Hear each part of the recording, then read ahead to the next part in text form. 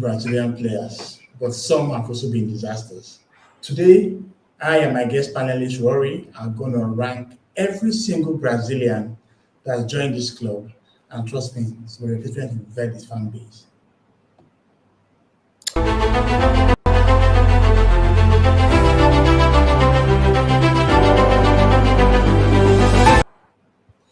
Welcome back to the Bar Arsenal, and of course, I'm here with my main man Rory from Red RD. How you doing, brother? Yeah, not too bad actually. Looking forward to this actually. Obviously, we were speaking briefly about Brazilians the other night, weren't Yeah. we? Naming Brazilians, etc., French players. But yeah, actually judging them and seeing like how they were back then and ranking how good. Yeah, I'm looking forward to it, man, because obviously some of them we've had have been from the past. So Yeah. I'm looking forward to this, But how are you, bro? You good?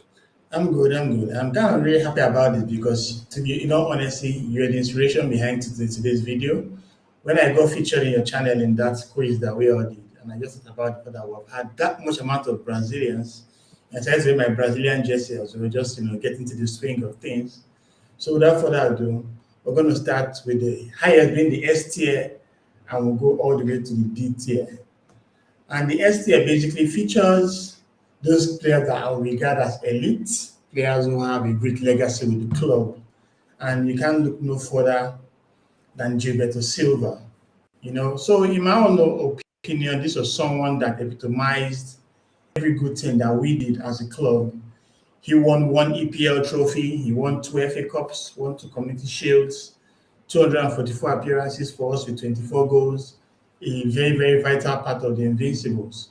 So, Rory, what's your take on Gilberto as a player for us? Yeah, obviously, due to my age, right? I am 18, so I didn't really see much of, in fact, well, I didn't see any of Gilberto in his prime, like in his Highbury days. Yeah. Obviously, I do know that he was the first player to score first Arsenal player to score at the Emirates. So, obviously, I think back in his day, because I've seen like clips here and there to sort of increase my knowledge about Gilberto Silva, and I reckon he was fairly underrated back in his day because obviously the plaudits were towards Vieira and how robust he was, but Gilberto Silva never really got his applaudits really, and obviously won the league, two FA Cups, two Community Shields. I know we don't really count Community Shields nowadays, but two FA Cups, invincible.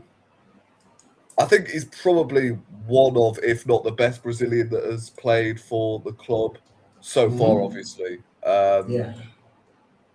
Yeah. I agree with you because he's someone that, really spends quality time with us. When we signed him, obviously there was so much buzz around Vieira being the main guy, but Gilberto was that player that actually held us together. He played that party role, and he was very, very technical with the ball. He's not the kind of DN that slides up and down the place and stuff like that. Yeah. But alongside Vieira, he was awesome. He formed a very formidable partnership with him, and of course, he had the trophies to bounce as well. They called him the invisible wall. He basically gets unnoticed, but he did his job so well. And I would say that he's actually in the S tier for me, one of the best Brazilians to play for the club. Yeah, 100%. I think agree. he's got to be in S tier for me. I think. Yeah, so I agree. But then again, when you think about his time, towards the end of his career, he was, getting a bit more lethargic, especially when he went for, was it the 2006 World Cup? And he told Wenger that he was tired. And that was an error because Wenger brought on Martin Flamini in his place.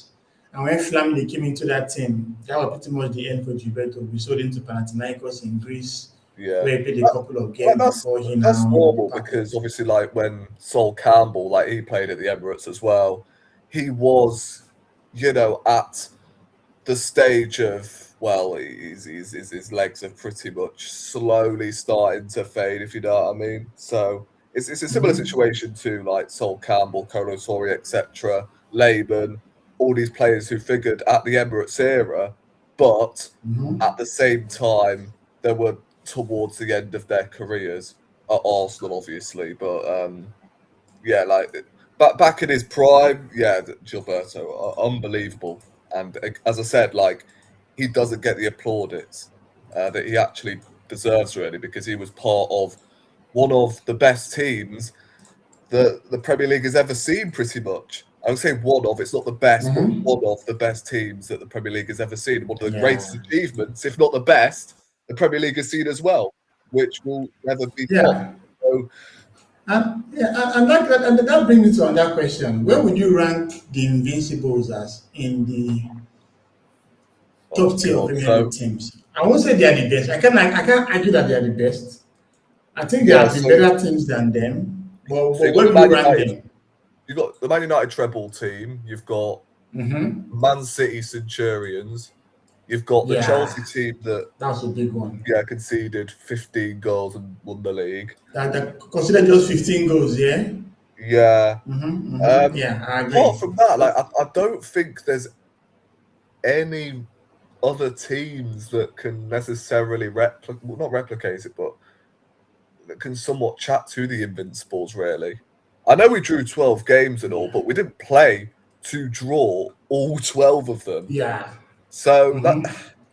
this is what I'm saying. Like everyone calling the Invincibles overrated, they need to give their head a wobble because they're from younger generations basically who support Chelsea, United, etc. Oh, they drew 12 games. They're never like, and I know I didn't see it, but at the same time, when you watch the Invincibles, you can just tell that And they every game, class, as I man. said, we were playing to win games. We played the most attractive football in the Premier League Yeah, that sure. season, and we deservedly won the league because similar to Yeah, this we're the best season, actually. everyone else isn't up to the standard, and no one else can compete, and that's why we Yeah, won the league that season, I agree. unbeaten as well. Mm-hmm. And Um, no one has still done it to this day. So obviously that's such yeah, an I think achievement. you know what I'll probably rank it like the Invincibles third maybe or fourth. And it's around. Yeah. I think But you could I argue they think matched but a they'll little bit. certainly be in the top five for sure. I think you could argue Chelsea team in '05 is better.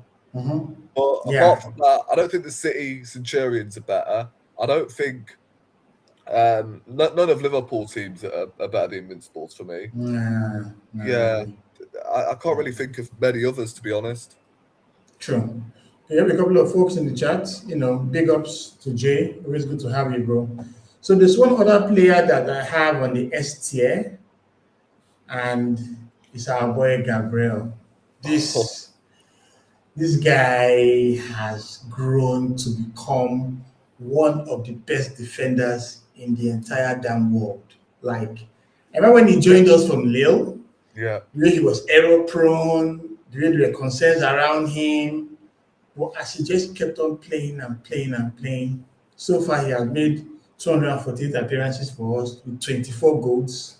Unfortunately, just one community shield he has with the hopes that he's gonna get better trophies this campaign. But in a nutshell, what's your take on Gabriel as a player for us? it's interesting because I remember when he was at Lille and we were linked with him, or in fact, no, before we were even linked with him, um, I remember watching quite a bit of French football, and I was like, I tell you what, this Brazilian centre back from Lille, he's all right, I think he could turn into one of the best centre backs, not in the world, but one of the best centre backs in the Premier League if he was going to come.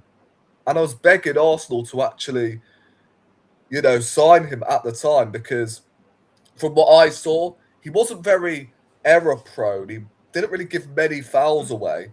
And I was sat there like, yo, this guy could be perfect for Arsenal. Left footed. We've not really had, apart from obviously Koscielny and etc. etc. We've played with Like the Saka. basically two right footers this Yeah. whole time in Mertesacker and Koscielny. We've not necessarily had a proper left footed centre back. So I was begging Arsenal to actually go Yeah. after him. Yeah, because the ones If we they had come earlier on, were pure crap. We had Sylvester, we had Sigan, and those ones were terrible, yeah, man. exactly. And he came in, and obviously, I think within the first 4 to 5 months where we were in the pits, 15th in the league. He was probably one of our best players, to be honest. Then obviously he picked up COVID, etc. Yeah. And obviously he didn't really. I would say he lost his place in the team quite a bit, to be honest. After he picked up COVID, etc. And Yeah. his performances weren't matching the same standard as they were when he first came in. I think the following season, I think he scored more goals than any other centre back in the Premier League. And then from then on, I was like, I tell you what, I think he has been a really good signing so far. And, he was almost like Marmite at the time. Some Arsenal fans loved him, some Arsenal fans hated him. Me, I backed him throughout that time of, COVID and the fact he was making errors, etc. I was dying on that hill of him being the best centre-back in the league. Well, one of the best centre-backs in the league. I remember, I think in 2021, 22, I think it was, I was saying, I think Gabriel is arguably top 5 best centre-backs in the league. And that was in 2022. Yeah. In 2023, he had a couple of errors in him. I remember the Fulham game that comes straight to mind, Tottenham where he gave away a penalty. Apart from that, I reckon Arsenal fans that season were being fairly harsh on him. True. Because obviously against Fulham, against Tottenham, those are games that could have easily cost us, right? Obviously Leeds where he got sent off and then the red card got rescinded, etc. Yeah. I was sat there still defending him. I was like, yo, he's done well, to be honest with you. I don't know why a lot of Arsenal fans were calling him for, a drop-in, which, just didn't make any sense because I thought he was doing all right at the time. And then I think since that World Cup, right, where he didn't get selected. Oh, he scored him on, man. Since then, that's when we saw, like, a completely different Gabriel. Whether that was the hair transplant, I don't know. It was either the hair transplant or the World Cup. I don't know. But he has been unbelievable since that World Cup, 2022. And now he's arguably Brazil's best centre-back. Of course, ahead of Marquinhos, ahead of 2 or 3 years later, he is now the best centre-back in the world, and he's Brazil's best centre-back. It's crazy how things can change. And now, I think you could argue he is the most complete centre-back I have seen at Arsenal in my lifetime. Because I think he's clear of Koscielny. Like, he's been clear for age. For sure. He's better than Saka. And one thing that trips me is how he gets every ball. Like, there's a way he attacks the ball, like as if he is the last thing he wants to do in his life. Every corner kick that comes, for some reason, as long as it's within his range, Gabriel is always there. And there's always a high chance he's going to get a goal or score an assist. But let's talk about his partnership with Saliba. How good a partnership has that been since you were watching us now play? I mean, honestly, I've never seen a centre-back pairing this good. I've seen, Mustafi, Socrates, Pablo Mari. Obviously, that's still Mertesacker and Koscielny, who won quite a few trophies, but it's not the same as watching, a partnership like this, to be honest with you. And I think it's only a matter of time where both of them will win trophies, fingers crossed, touch wood. Yeah. But, I think, with this centre-back pairing, right, obviously, right now, I think in the past, it was almost like Saliba was getting the applaudits. Yes. Now it's like, Gabriel's getting all the applaudits and Saliba's sort of like gone under the radar. It's kind of strange. And I think as a fan base, we're sort of like comparing one or the other. And I'm like, just appreciate both of them. Yeah, take care of them. Why are we comparing both centre-backs? Oh, if you think Gabriel is better than Saliba, if you think Saliba... Come on. Let's just appreciate them both because if they don't win anything, they could be gone within the next 2 or 3 years because they'll want to win stuff. They are far too good to be sat there empty-handed. Come on. That's why I really want us to win this Premier League because it's like the seal of approval that finally shows that these guys are the best. So Saliba made that comment. He has nothing in his pockets. So you can see how motivated these guys are to win, and we're this close. So I would agree that for the STN, these are the 2 players that we have. Yeah. Gilberto and Gabriel. So let's go to the eighth year. So I'll call this one the top signings that we've had as Brazilians. And despite what people think about him, I believe Gabriel Jesus is an eighth-year player. He was someone that when he joined us in 22-23, he basically galvanized the team. Our attack was good with Aubameyang, but when Aubameyang left, we didn't have that type of player anymore. And Gabriel Jesus came from Man City after winning so many trophies with them. I think he won 4 Premier League trophies. Yeah. 17, 18, 19, 17, 18, 20, and 21. And when he joined the club, he gave us a different dynamic in attack. The Gabriel Jesus we had before the World Cup was super. And when I game against Leicester, where he scored 2 goals and gave 2 assists, he was basically unplayable. But unfortunately, the World Cup came, then the injuries came, and I really think that he got a massive decline after that. And obviously, we can't look at him in the same light. But as a signing, what's your take on Gabriel Jesus for us? It's kind of sad because I've backed this guy for so long. To be honest with you, I think from when we first bought him, I thought it was a great signing. I was really excited about a different profile up front. To be honest, because we had obviously Lacazette coming back off from that season, Aubameyang obviously. So I was excited to see like what Jesus could offer to Arsenal. And as you mentioned, first 3 to 4 months, this guy was probably the best striker in, like the most complete striker in the league at the time, along with obviously Erling Haaland, who was ridiculous at the time. I think it wasn't obviously the guy to put the ball in the back of the net, but in terms of bringing others into play, like Saka bagged 14 goals that season, Martinelli 15, Odegaard 15. Even he bagged 11 goals, considering he was out for 3 months due to injury. I thought he had a relatively good season, and then I think the following season, I don't know what happened, but it seemed like he gained a little bit of weight. Was it just me? Yeah, he kind of lost his spring on his step. Yeah. I mean, I'll always remember that goal, by the way, he scored against Man United. Man United. Oh, my God. Yeah, where he said that was sliding all the way to Portugal, man. That was just I'll always remember that goal. And I think I'll always remember like the sort of mentality he brought to Arsenal as well, like from winning 4 in a row, coming to Arsenal, who at the time, our expectations were to challenge for the top 4. We didn't expect to go for the league that season. True. Let alone because the previous campaign we just finished in 5th place. Yeah. Like we didn't expect to obviously challenge for the league, let alone take the top spot for 93% of the season.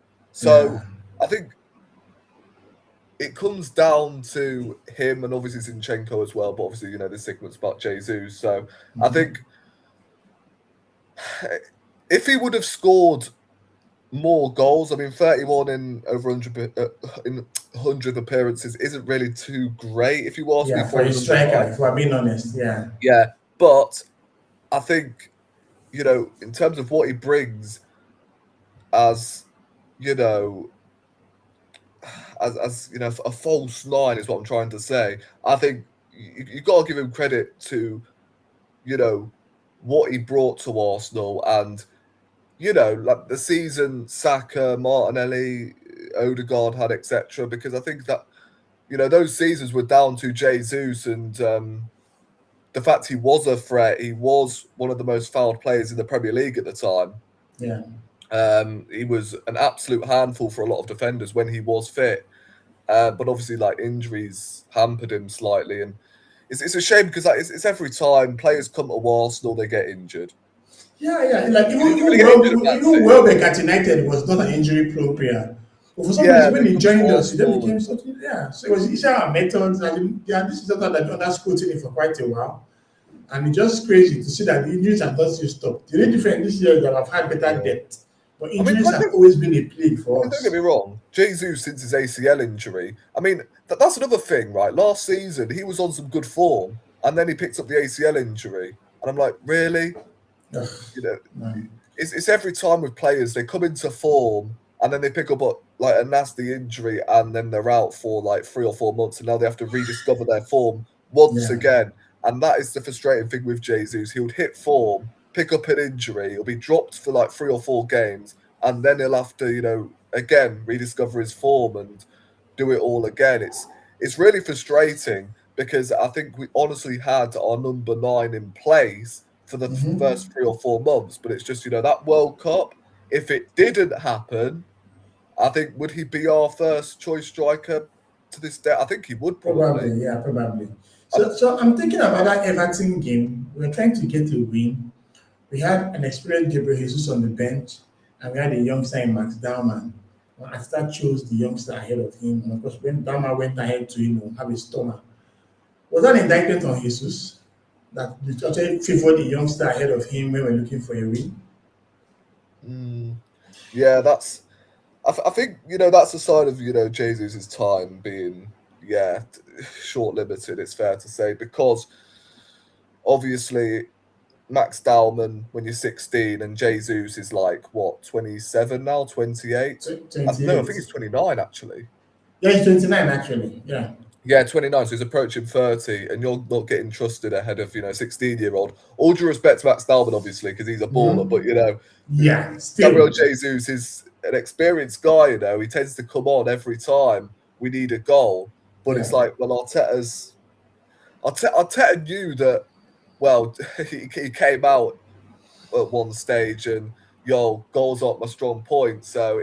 Yeah. I didn't like that interview. That didn't make any sense. Just like how Ramsdale said he doesn't want to concentrate. Yeah. I think that kind of really put him on the deck as well. So is it fair to say that his time with us is done? I think as well, another thing I want to take away from Jesus is, him in the Champions League as well. Performed very well, especially like first season back in the Champions League. He bagged a few goals actually. Some good goals, like 5 and 6 or something. Yeah, obviously I think bagged an assist against Bayern Munich. Bayern Munich for Trossard, yeah. I think he should have. I still stand by to this day that he should have started the second leg, to be honest with you. Yeah, true. Ahead of Havertz at the time, but yeah, again, as I said, I've always backed Jesus, and it'll be sad when he does eventually leave because I think he's been a decent servant, but it's just injuries that have, hampered the guy. Yeah. And seeing that he's so far down the pecking order behind Gyökeres and Havertz, I think even Marino, to be honest. Yeah, he has to leave. Because we're going to be late to players like Alvarez, and I think if you want to get a player like Alvarez, certainly you want to get rid of Jesus and his big wages as well, which is really sad. Okay, so the next player that is in the A tier for me is Gaspar. Obviously he's not really having a good time right now, being sacked from his job at Nottingham Forest. But for a while he also served as our director of football based on good signings. But let's talk about Edu, the footballer. When we went unbeaten, he was one of those players that always came around as a sub to add some steel to the midfield. And you can see his resume: 2 Premier League titles, 3 FA Cups, and of course 1 Community Shield. I think he's actually the most honored Brazilian in our history. If you look at other folks, because I think he even had more trophies than Gilberto Silva. So Edu is someone that obviously good lefty. We had exciting times with him, but eventually he died toward the end of after the unbeaten campaign. I think he losing his place in the squad, and they went to Valencia before returning to Brazil. So what's your take on Edu as a player for us? Yeah, so obviously if we're judging him as a player, not the sporting director, obviously I didn't watch any of Edu when I was younger because I think he left by the time I was born, if I'm not mistaken. Yeah. But yeah, from what I heard, like he was a baller when he came on as a sub every now and then. He did his job basically as a squad player, and that's all I can say really. Another invincible, and based on, as I said, what I heard, he he was a decent servant, isn't it? Like there's not really a whole lot I can necessarily say about Edu as a player. I don't really say much about him because I don't like the geezer after what he'd done as sport director for us. But yeah, as a player, like there's not really much I can necessarily add because I didn't really watch much of him. But I'm hearing that he was. Yeah, he was quite He good. did his job basically as a squad player, and he served his purpose well. Like the time when Gilberto got injured alongside Vieira, when Vieira had a couple of red cards, but Vieira was like a red card merchant back in the day. It was just that first player that always came in. So funny enough, that unbeaten squad, he didn't really have much guys that came on as subs. I mean, he had luck with injuries as well. But Edu was someone that was never present from the bench, and it was some low quality games, cup matches. He was always there to do his thing. So in 127 apps, he had 15 goals. So the last 8-year player on my list is Gabriel Martinelli. So this one obviously it was scouted by Edu from Ituano in the Brazil second division, but so far he has played close to 300 games for us, and as you can see, he has had 62 goals, just one FA Cup in his resume and in his community shield. But this is a guy that still divides opinions even till today. Yeah, he Martinelli, does. on his day, he can be so good. Like, I remember the game against Crystal Palace in the Carabao Cup. My God, he took that Oh, defender to yeah. the cleaners, man. He was just exceptional. Then you play him in the next match, and he's back to just being dross. Yeah, yeah. So, how can we ever get this consistency from this lad? Yeah, I mean, I think since the day he actually dropped off, I've been banging on about the system, etc., all the time. I've been like, just, yo, this system is hurting Martinelli. But I think this has been going on for like 3 seasons straight now, and Yes, he yes. still hasn't like adapted to his game whatsoever. Like he knows now, surely, that he's not going to get much space in the Premier League, Of and he course. still just hasn't adapted. And we're not talking like him in his latter stages of his career. Like we're talking a player who's still 24. Yeah, and So he's prime. like he should be improving from here. And I mean, obviously that season he bagged 15 goals in the 22-23 season. He was Man, there's many better when he was. expectations, man. Yeah, he was better when he was younger. Obviously, he picked up that horrible injury back in lockdown that took him So, out yeah, for a year. yeah. And then he came back. That injury that allows Smith-Rowe to get a run out in the team, if I remember. Yeah, and I thought, obviously, like that season where we were struggling, we finished 8th, got knocked out by Unai Emery. We were all calling for this guy to start every Yeah. week because every time he would make an impact. And then it was only, I believe, in the 21-22 season, I can't remember which game it was actually. It may have been Newcastle where he came off the bench. Yeah. That's where we actually started to see Martinelli come into his own. And although he didn't score many goals that season, I think he still had a decent season back then because he was playing well. He was skinning my man. But at the same time, I think we could all agree, come the end of the season, we were all saying, right, Martinelli, you've got to score more goals here to properly earn a spot in this team. Yeah, to be They're not that recognized. left wing position. He changed his number to 11. From I think 35, yeah. When Torreira left. I think it was, the wrist tape or whatever.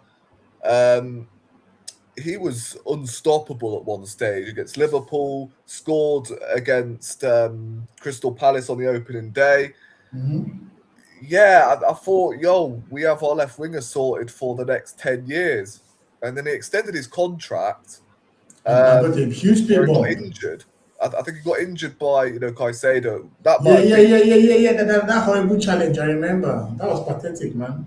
Yes, yeah, he got injured. Took him out for the rest of the season. And then he's not come back the same player, it's fair to say. I think at the moment, I see him more as like a super sub because I think most of the games so far this season, he's come on and he's definitely looked direct. But when he starts games, it's like, well, when he's with other like runners, for instance, Madueke and Gyökeres, he tends to struggle. Yeah, he just gets lost.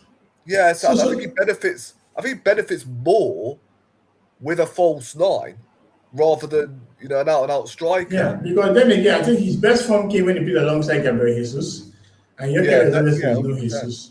But do you think we still need to invest in a left winger this summer? Say again. Do you think we need to invest in a left winger this summer to kind of bench him? That's a must for me. I think. Listen, I don't mind Martinelli as the backup left winger. I don't mind, one of Trossard or Martinelli staying if it means, that they're the backup next season. But we can't have both of them. Yeah. We cannot have both of them at the club next season. We just can't. Yeah, I agree. And then again, Trossard is getting old, so it might probably be him that will leave. But then again, if Martinelli leaves, he'll probably be our record sale for sure, Yeah. because he's quite young and stuff. All right, so we're getting lower. Let's get to the B tier signings. They are good but quite flawed. And the first B tier that comes to my mind is the shaggy head one, Sideshow Bob himself, David Luiz. This was a player that we got from Chelsea. We've had a couple of players from Chelsea that have not really done well. He played only 2 seasons for us, funny enough, before running away to Flamengo. But he was someone that was a regular for us in the Premier League, but we were kind of struggling that time under Unai Emery. I started using him a while too, but I think the game just kind of went over him per se. So, did you think his career in Arsenal was not that good? Do you think he could have been better? It's a difficult one because I don't think he was that bad for Arsenal. It's just he came from Chelsea, innit? So Yeah. I don't know. Like I didn't like the guy when he first came in. I thought he was absolutely horrendous.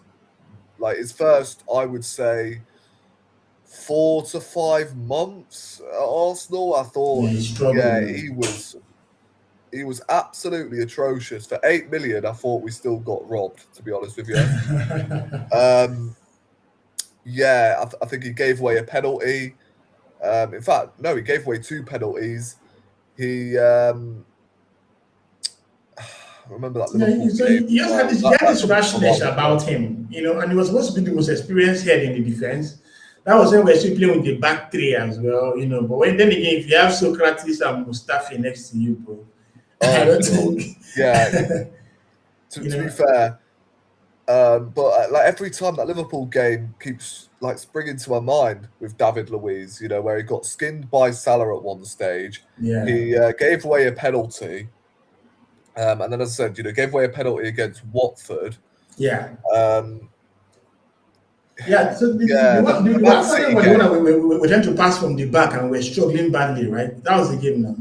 Yeah, and then you got obviously like the Man City game. Black Lives Matter. David Luiz always comes to mind as well. Yeah. Came on 2 mistakes. Well, yeah, gave away a penalty. But practically 2 mistakes. Then got himself sent off.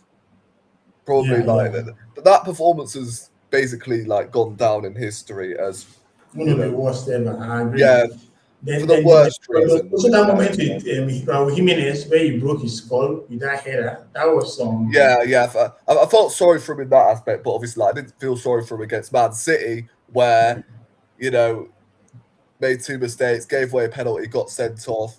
That performance has gone down in history, but for the wrong reasons. But obviously, I remember in that FA Cup semi-final against Man City, funnily enough, the guy was just a completely different animal. Like, he was the best player on the pitch. He was putting his body on the line. He was like, yo, is this really David Luiz? The same one that, I believe a couple of days later, his contract actually ran down.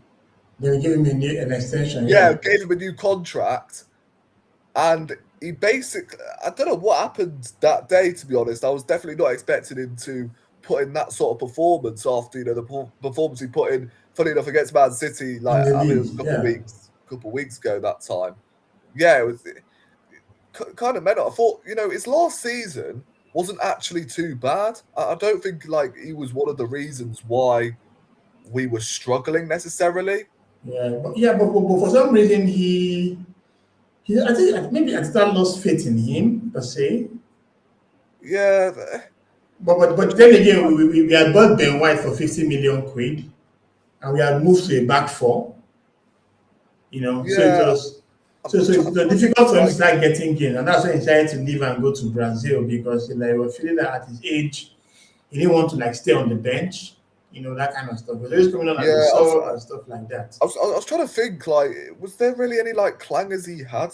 In his last season, I don't think he did. No, he wasn't really a regular per se, so... He did start quite a few games, though. I do remember he started quite a few games alongside Gabriel, to be fair. They formed a decent partnership. I think we had, the 4th best defence in the league, statistically, that season. So Yeah, he wasn't as bad as most people are making him out to be. It's just he came from Chelsea. That's yeah, it really. I think if he yeah. came from like where he is now, I don't even know where he's playing. Is it But Fluminense or right now, I think right now he's in Paphos. Flamengo? Oh no, it's what do you call the team? Oh, I've forgotten the bloody Co- team. He's definitely not Flamengo. He's not in Brazil. He's not in Brazil, is he? Luis, no, right now he's in Cyprus. He plays for Paphos. Yeah, Paphos. That's it. Yes, Yeah, yes. and he's like almost 40 now. Just doing Yeah, I his mean, thing if he there. came from like Paphos or so, or if he came from Brazil, where he initially was, or PSG even before he like moved to Chelsea, I think Yeah, that a whole, lot of us would have the been whole looking at him PSG thing like, was he kind of felt fraudulent. He went to Chelsea, went to PSG, came back to Chelsea. It's like money yeah. exchange or something, man. I believe he was Chelsea's fourth choice centre back at the time. I think he just fell out of favour with Frank Lampard, to be honest with you, and Yeah, we signed him, and I, although to be fair, like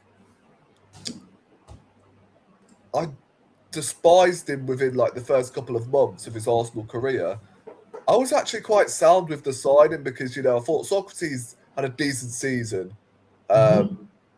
considering like it was his first season, and obviously the last couple of months wasn't great in my yeah, opinion. But we had Socrates, we had Leno, we had Bellerin, we bought in Tierney that same transfer yeah. window. I Had thought, like, Chambers as well, well. it's not too bad actually. And with his passing range, I think that's just something that Emery would like to see as well. Like, didn't he play Oh under yeah, yeah. Unai He Emery had, he that had, he had a very good passing range. All those his long balls from the back. Yeah, I'm trying to think. I'm pretty sure Emery worked with David Luiz, right, at PSG. Yes, Emery was the manager at PSG when Luis Yeah, was there. so I was like, I tell you what, it's not too bad. Like I can live with a side like David Luiz, especially if we're trying to get top four. But yeah, first couple of months was an absolute disaster. I thought his first season was relatively average because I thought the last couple of months he started to like really turn up, especially for the FA Cup games, and Yeah, I can thank him for that because he was part of the squad that won us our last trophy. So I sure, can thank him yeah. for that, but at the same time, he came from Chelsea, mate. So Okay, so let's go to the next B tier player, and this is Denilson Pereira. This was someone that when he was in Sao Paulo, he was like the next best thing there. And Wenger quickly snapped him up, brought him to the Premier League. He was now playing alongside Fabregas for a while in 06-07 campaign, had that amazing goal against Everton. And at some point, he started playing games consistently for us. But one thing about him was that he loved side passes. He was someone that was never adventurous with passing the ball forward anytime he played, yeah, you know. And at I, some I, point, I didn't rate the Nilsson that highly, to be honest. I'll probably put him a little bit lower. he was like a Um, C. yeah, I just didn't rate it. I think I remember the goal he scored. I think was it Everton against Everton. Yeah, that Yeah, like massive shot. That was a good one. yeah, but apart from that, like yeah, not the biggest fan of the Nilsson really. Yeah, he kind of give like some Repalo kind of vibes. Just always playing, being available, one or two passes here and there. But that influence, we didn't really see it from him as a player, in all honesty. And Yeah, when he then went back to Sao Paulo, no one actually batted an eyelid for him. Okay, so the last player on my beat here is an oldie, and that's Silvinho. So this is someone that obviously the emergence of Ashley Cole didn't allow him to play as much as he would have liked for the club. But in 99 2000, he played 31 games in the Premier League for us. Then, of course, he went to Celta Vigo. So he was someone that was very, very attacking. One of those old age attacking fullbacks. I think that breed, we don't see them anymore. He had the whole Andy Robertson vibe about him. Did you get to know about him when watching Arsenal? yeah. The thing is, right, I can't tell you anything about like Silvino, to be honest with you. Obviously, like, I know who he is as well because I spoke about it on Monday's show. Obviously, I do know he's currently the manager of Albania, right? Yeah. Um, But yeah, I actually don't know how good he was as a player. He was a midfielder, right? Yeah, he was a midfielder, but he also played as a left back sometimes. Yeah, so So he I had the prefer. whole Zinchenko vibe going on with him. Yeah, he was. Yeah, to be fair, I was way too young to obviously remember Yeah, yeah, Sylvinho playing. To be honest, so I couldn't. I can't. I can go on here and pretend and say, yeah. "Oh, this guy was brilliant. This guy was brilliant." Yeah, Yeah, that's I fine. didn't really That's see fine. That's any fine. of I, him. I, To be I honest with I you. understand, bro. Okay, so let's go to the city here. These are the ones that were a bit underwhelming and mixed. And of course, you can't look no further than Andre Santos, who came in that trolley dash when Man United smashed us 8-2. As a Wenger in his panic, got Ateta, got Benayoun, got Mertesacker, got Andre Santos, and I think he got one more sign. I've forgotten the last sign. I think there were like 5 players who got at the same Yeah, time that season. But man, this guy was he was quite good at from an attacking standpoint, but yeah, defensively he was crap. Then I think when he tried to exchange jerseys with Van Persie at halftime, that was what just did it for me, man. We went to Van Persie just left yeah, us, went to Old Trafford, scored in that game, and he was more interested in getting his jersey rather than playing for Arsenal. And I think that was the moment when the fans just turned on him. And with that time, he was off to to Grêmio. He played just 2 campaigns for us, but he was someone that was terrible defensively. He was someone like he could easily skin. Like anybody that was playing against Arsenal would always want to go to that wing because they knew that they could get something off Andre Santos. Did you get to watch him a bit? yeah. I watched quite a bit of Andre Santos back in the day, to be honest, and I think you know who he reminds me of. It reminds me so much of flipping Nuno Tavares. You know, my God, Yeah, Maverick. yeah, it wasn't too bad going forward. You know, he scored a good goal at Stamford Bridge, but Yeah, defensively, as you said, the guy was an absolute liability. I mean, right.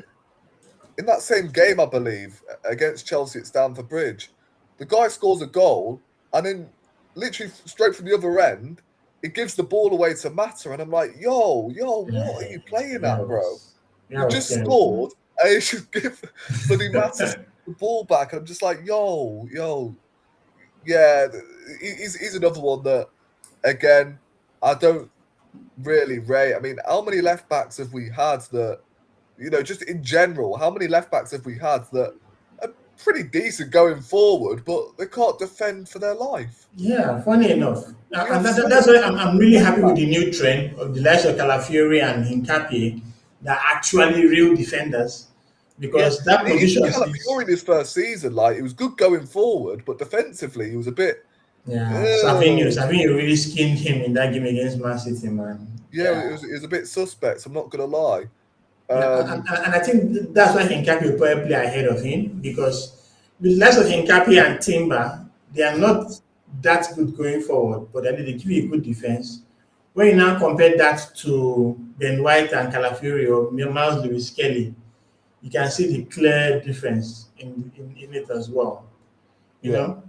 So let's go to the next seat here. And of course, everyone remember this game at Anfield. Julio Baptista played just one season for us, scored 4 goals in Anfield in the Carabao Cup, and without blinking, he left after one season. I went back to Real Madrid and won the La Liga with them. This was a striker that just didn't work out for us. As a Wenger tried and tried and tried to make this guy work. He tried to shoehorn him into the team, but he wasn't good. He just had the whole physique like a bouncer in the club, not someone yeah, that actually, cut it out in the Premier League. And after one campaign, he left. So can you remember anything about Batista? yeah. Basically, Don Robbie up front, wasn't he? Pretty Like, much, man. yeah. I mean, he'll always be remembered for, the goals he scored at Anfield, but at the same time, like, he's another one I didn't really like watch too much because I think I can't remember how old I was back then. Um, I think I'm pretty sure I was born when he was playing, but again, I must have been like, uh, out of the Very womb young. barely. So like, Yeah, I I don't really agree. remember much about Baptista apart from the fact he did score, you know, goals against Liverpool at Anfield. So Yeah, that's fair. And of course, another C tier was Gabriel Paulista. At least we got a better Gabriel yeah, this time. This one, he just had aggression. Like, he had tons and tons of aggression as a player, but the ability didn't match that. Yeah, funny enough, he had two FA Cups. It was quite interesting when you think of the fact that he was there when, Arsene Wenger was smashing in the FA Cup 2014 and 2016. But at some point, we had to sell him to Valencia, yeah, where he now became a regular for them in La Liga before returning to Atletico Madrid, then Besiktas, and now Corinthians. So this is a player that didn't just only three campaigns for us. His first season he didn't really play much because he came in January from Villarreal. But in his first full season in 2015, we didn't get much from him.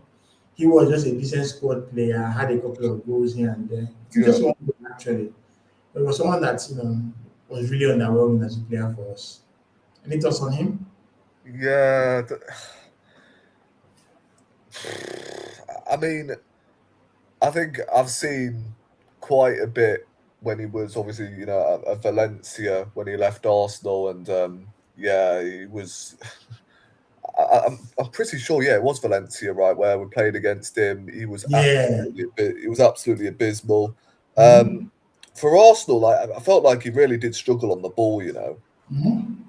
Um, he really did struggle to, play Wenger's philosophy, which is, of course, play out from the back. Yeah. We Because didn't he have didn't it in play a him whole lot. actually.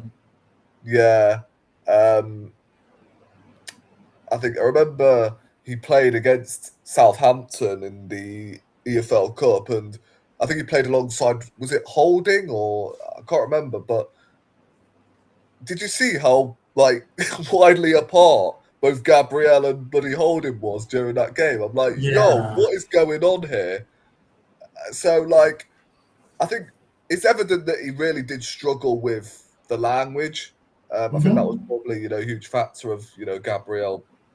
If I'm being honest, like he really did struggle with the language, and that's why he went sooner rather than later. Um, Mhm. he could have done all right in a back three when we eventually, reverted to that. Well, we never really went to three at the back under Yeah. Wenger, did we? But towards the end of that 2016-17 season, we obviously went three at the back, and he could have done okay in that back three. It's just. I think it was right to get rid of him. I think we sold him for like £30 million. Yeah, yeah, it's actually a good sale for us. Yeah, I And it think was, it was a good fit. he's doing all right at the moment. Where's he playing now? I know he's playing in He's Brazil. in Corinthians now. He's back home. Yes, and I think he's done all right so far. But again, he was never good enough for Arsenal, if we're being honest. Yeah. And finally, we're going to go to the D tier that has our legendary flops. And of course, you can't talk about flops without Oh talking. no! Oh my days, this guy was an absolute disaster, man. Like, just one season at Arsenal, we had Aubameyang, Lacazette, and Pepe who were trying to cook under Arteta. And for some strange reason, Pepe, despite scoring like 11 or 12 goals for us, was relegated because we signed Willian, and Willian was absolute crap. Of course, we also had big wages that we gave him. So it was quite interesting to see how he let go of those wages when he wanted to go back to Brazil. But this guy was a huge flop as far as I'm concerned. What's your take on William as a player for us? Yeah, when I said at the time David Luiz 8 million felt like a robbery, we got Willian for free, and I still felt like we got robbed Yeah, to this day. yeah, The wages, oh my days. The fact we had him on what, a 3-year contract, if I'm not mistaken, yeah. and basically Arteta told him, "Yo, we're going to win the Champions League inside 3 years," and this guy went how many months without scoring a goal? I think it was a free kick he scored against West Brom, and that was Yeah, it, and that was it, which man. was mental. Thing is, I didn't mind the signing at the time as well because I was looking at it like, right, okay, if he's coming in for depth, then fair enough. Yeah, Right, he can also, do a job in the 10. I can live with that. But this guy started, as, right winger. He started in the 10. He started as a false 9 at one stage, and I'm like, what is going on here? Was it something in his contract? I mean, then continue playing him, despite him being crap every Yeah, week. and yeah, when he played against Aston Villa, that done it for me. We had that Yeah, shot, almost went out for a throw in. Yeah, I yeah, wanted to cut that ties was with that him. was, that was horrible, man. Even the Yeah, fans were jeering him for that shoot. I remember. but like, Yeah. I It think didn't just even work out. with, It didn't just work out, man. yeah, like even with Willian, right, and when we signed him, I wasn't too annoyed about the signing, but at the same time, I was like, yeah, I don't even think we need him necessarily because we had Pepe and we had obviously, Saka, who is, an upcoming talent at the time, obviously, when he Yeah, was 18 yeah, years of age, and he had a decent. In fact, he was probably one of our best players that season, along with, Aubameyang, etc. true. Definitely one of our best attackers, if you ask me, that season. So we had both Pepe and Saka lined up on that right hand side. And then you bring Willian in on those wages for 3 years, and then the following season in pre-season, funny enough, he comes out with a fucking fat stomach on him, and I'm like, yo, how have we not got rid of this guy yet? Like the Yeah, guy doesn't want to be here, and the fact he's it was lasted clear. that long, it took us. I mean, I'm pretty sure. How long did it take Arteta to actually get rid of Willian that summer? I think it took us until after the first pre-season game to actually get rid of the guy. Yeah, And I think, when the guy came back after the summer with a fat stomach on him, I was like, yo, how are you still here, mate? yeah, How true. how have you survived pre-season? Like, basically, within the first day of the season being finished, after that first game, after that last game, sorry, against, I think it was Brighton we played at the Yeah, end of that Brighton. Yeah, season. Contract terminated, ta-ta, right? But the fact you survived the first pre-season game looking like that's a criminal itself. And at the time, I was like, yo, get rid yeah, of this manager on your way out as well, because my God, how have you stayed for that long? I Um, agree. But yeah, awful signing. True, Um, true. I'm trying my best to pluck out any positives, really. I think the only positive with him was the fact we got rid of him. Yeah, I agree. So this was another legendary flop. We came from Sao Paulo. There was some huge fanfare around him. He made his debut against FC Zurich in the Europa League. He got an assist. I was like, oh wow, this guy is the next best thing. Then we started playing him and said, okay, nope. We said, okay, let's try and give you some football education. He went to Norwich, crap. Went to Nantes in France, crap. Went to Fluminense. He went to Cruzeiro. And we're like, you know what, Edun, thank you for the experiment. You're done. I think we even sold him for less than we bought him. I think we bought him for like 3 million, sold him for like 2 mil. This was certainly not what we expected at all. Yeah, I mean, at the time, we all thought Marquinhos was going to be another Martinelli when Martinelli was, in form, and it just didn't work out. I don't know what happened, really, because I swear, the guy scored against Zurich was obviously crying, bless him, because he scored his first goal for Arsenal, and then we never saw him again. Yeah. I mean, the fact he's made 6 appearances, can you remember the last 5 appearances he made for Arsenal? Yeah, there was one where he came on as a sub for Pre-season? Nketiah. That same season, that was in 2020. He came as a sub for Nketiah, where he beat Brentford 3 0. The one where Nwaneri made that debut as the youngest player Yeah, ever. yeah. He came on So as a most of sub them are for pre-season Saka. games. You know, yeah. Most of them are pre-season games. He's figured in. No, he actually played like some. So he was a regular in the Europa League. So he played the Zurich game, he played 2 Europa League games, he played only 1 Premier League game, which was the sub appearance against Brentford. And they played 1 Oh, Carabao Cup crap. game as well. He came on against Oh yeah, came on against Brentford, didn't he? Yeah, for Saka as a Yeah, sub. Jesus. Yeah. But he was real crap though. He was real crap. But And the thing is, another, I I don't think you can judge him like necessarily on him being crap. I just don't think he was necessarily given a chance after the Zurich game, and I feel bad for him because the guy's he's still a young boy. Like he's come to Arsenal, he got his first start against Zurich, scored, and then we never saw him again. Or maybe it was something in training. Maybe I just didn't fancy him anymore. Or it may have been a language issue, I don't know. But then again, we had so many Brazilians at Arsenal, so like... True. Again, I don't know what it was really, but maybe it was just because it was too early for him at the time. And, as you said, he went to Norwich, didn't work out. He's been on like a number of loans as well. And he went to France as well, in Nantes, FC Nantes. Yeah. That didn't work out as well. Then we sent it to Fluminense. He played a couple of games for them, still came back, they went to Cruzeiro, and that's when we're like, you know what? I think he had a year left.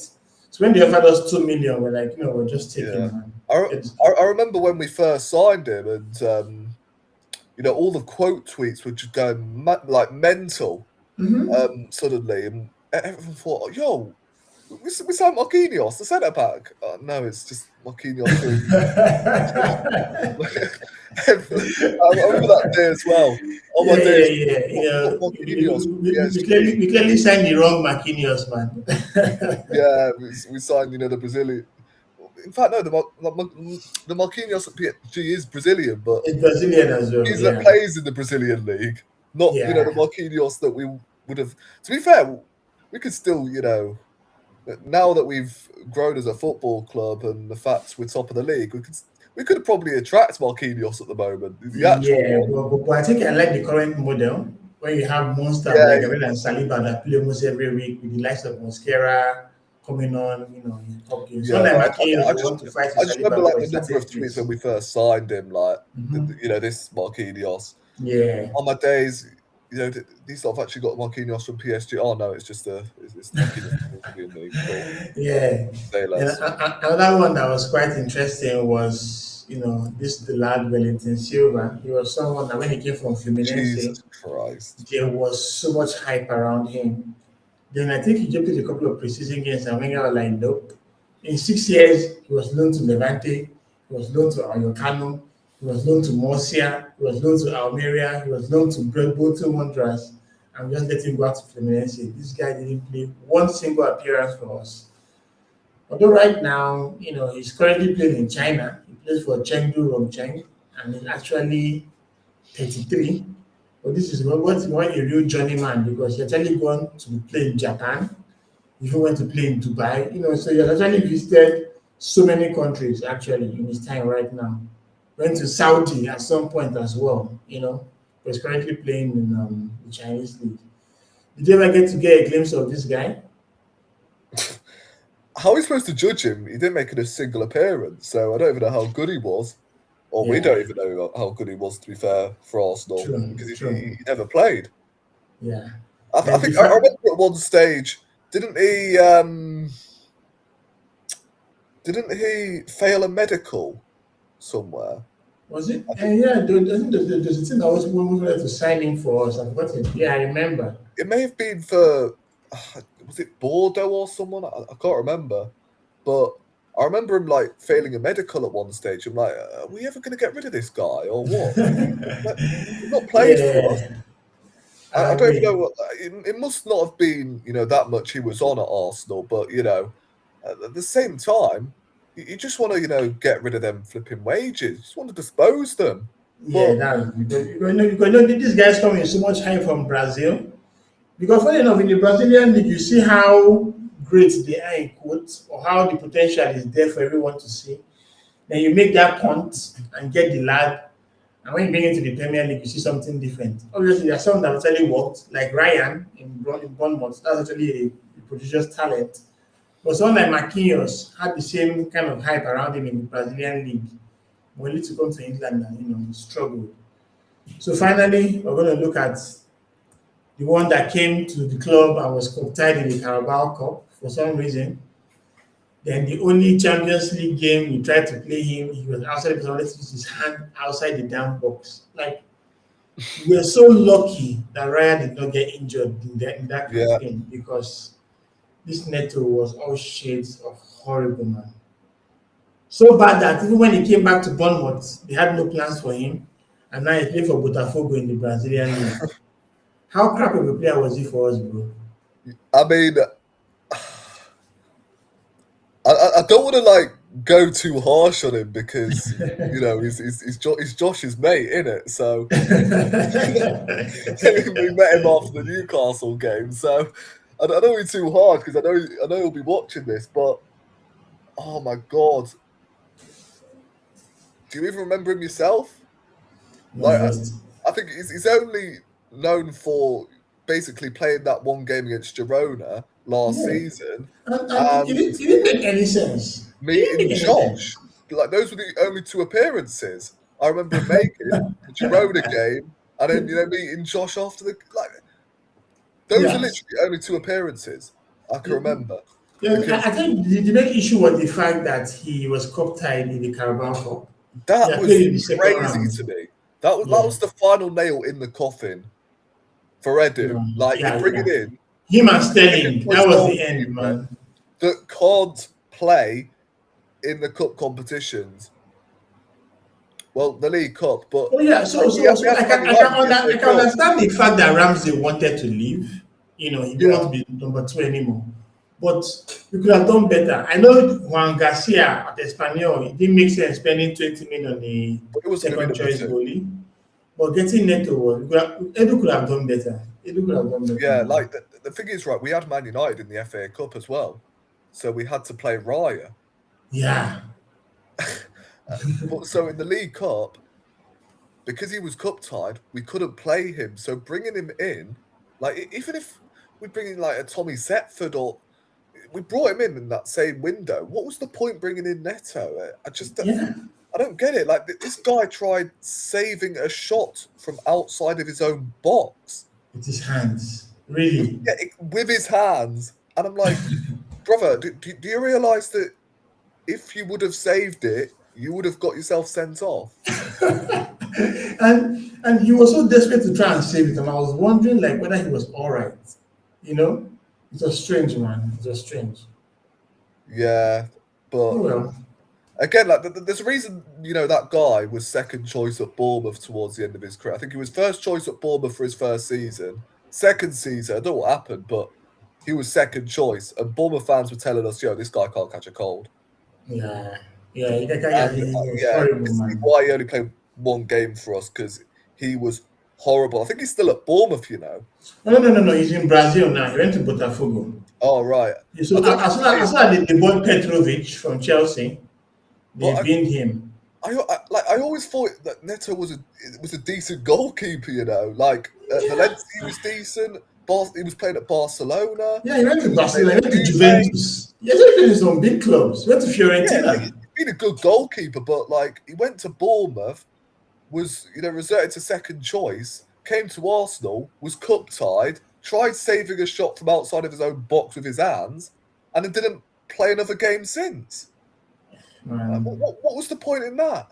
Yeah, that was. God knows how much we were earning him at the time as well, because my God, he must have been on like. I don't know, how much was 120 or something? Yeah, I remember, because I know we were paying his full salary while he was playing for us as well. Yeah, so we had to pay half of his wages. Thank God there was no option to buy, by the way. Yeah. That would have been horrible. That would have been horrible. But then again... would you have rather had Neto playing in that final instead of Kepa, to be fair? I think I would have had Kepa, because at least I saw Kepa in Bournemouth. Kepa showed some potential. And I also saw Kepa in the previous games in the FA Cup, in the League Cup. Against Brighton, Kepa was the reason why we qualified. Against Crystal Palace, Kepa saved the penalty. Yeah, against Chelsea, let's not give him credit for that, because it took him like 12, 13 minutes to go the right way. He went the wrong way every single time. For pretty much all of them. Like, a clock can... Not just any old clock, a broken clock could be right twice a day. So like, let's not do this here. Oh yeah, let's give credit for the penalty shootout against Crystal Palace. Nah, he eventually saved one penalty. He eventually saved one. Onana played against Greenwood and never saved any. He didn't even get one of them, apart from one which he saved.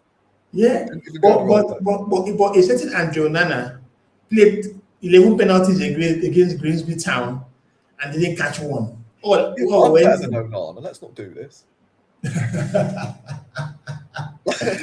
Yeah, no. I think I made a mistake with Kepa. That was, I mean, the fact that we had not won a trophy in 6 years and we're in quotes better form than Man City. Yeah. Then he played his best outfield players and now chose to play second choice keeper. It was just dumb to me. Yeah, like that's the thing. I don't want to make it all about that final again still because I'm over it. But Yeah. I just think it's mad to say that you're rewarding Kepa for the League Cup games and the fact he's the League Cup goalkeeper or the FA Cup goalkeeper, whatever, right? But after the recent games Raya had, in them 4 games in particular where he was making big saves, it felt like Same every after week. same. I mean, Ryan was the Surely reason why we were reward, actually in games. surely reward him for a start in the final, right? Your best goalkeeper. Surely, I'm sure that if you win your first trophy in 6 years, I'm sure Mikel Arteta is not thinking about, if only I started Kepa, if only, squad sentiment. What about that? No, let's just No, no, enjoy no, the trophy. but see my issue. If you're saying you wanted to play Kepa because you were playing in the League Cup, you should have played Nogard. You should have played MLS. These were the guys that were all playing the League Cup for you consistently. Why get to the final and play your best outfit exile? Obviously, we had the injuries to Eze, Odegaard, and co. But the squad we had from the defense to the midfield to the attack was our best available squad. So why did you play your best available goalkeeper? No, it was just crap, man. But I think we're over it. Don't need to cry over spilled milk anymore. Yeah. You know. So this brings us to the end of today's video. Rory, it's been fun, doing this with you. As I said, you're the inspiration behind this video when I attended that quiz. Of course, we spoke about the Brazilians. But so far, are you aligned with all the tiers? I know minus there's one player you would have dropped. That was who? There was a player we wanted to drop from the B tier. Okay, Danielson, yes. Minus Danielson, I was on B to C. But then the other player that you'd have moved. Wait, what's this? Honestly, things happening outside my room. I can't barely hear anything, to be honest with you. Yeah. So I was saying that besides Danielson, that you moved from the B tier to C tier, but then the other players would have moved along the tier list.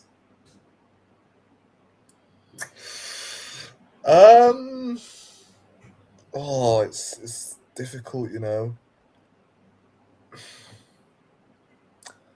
was thinking David Luiz in maybe B, but then again, like he came from Chelsea, didn't he? So I'm not sure. I was considering David Luiz because he won a trophy with us. Yeah. But I started put him in the B though. But again, he played for Chelsea, so if you want to keep him in C, then fairs. I ain't gonna complain. No. So let's recap the list. S was Gilberto and Gabriel. A was Gabriel Jesus, Edu, and Martinelli. Yeah. B was David Luiz, Danielson, and Silvinho, where you said Danielson should be a C. Oh, right, okay. Yeah, my C was Andre Santos, Baptista, and Gabriel Paulista. And of course, the D's were the Williams and co. Yeah, David Luiz is definitely not an A for me. I think B's probably about right, to be fair. Right. Yeah, I forgot about the S tier, to be fair. I do want to put Andre Santos in the bottom, but I think it'll be a bit too harsh. I just did not like that guy defensively. He used to traumatize me every single time I watched him. Yeah, and he kind of felt like Zinchenko to a certain degree, where he was just crappy defensively and individual offensively. All right, bro. So Red Arrow D, what's going to happen in the next couple of days? Well, obviously Arsenal are back on Saturday, so hopefully there'll be a match reaction Saturday, maybe Sunday. next week, I think, we're back in Premier League action, right? But we have Champions League before then. Sporting. Oh, yeah, Champions League, shit. So, yeah, there'll be, match reaction. Monday, obviously, you know what's going down Monday. Yeah. I think we'll be just, again, reverting to talking all bullshit to do with Arsenal, really. Awesome. Or Shea Given it, or Leon Goretzka, Jose Mourinho, whatever, right? Yeah. So don't actually talk about Arsenal. I'm more of that same goodness. Yeah. All right, guys. So don't forget to follow Red already. I'm going to put his link on the description. As always, bro, it's always a pleasure doing this with you. Yeah. So much fun. Come on, bro. I'm grateful for you coming through as always. So I'll see you on Monday. Do try to have a good weekend and have a good Easter as well. Try and you stay too, bro. with the family and be safe. All right, guys. I think we'll draw the curtain. And thanks for everyone that was on the chat as well.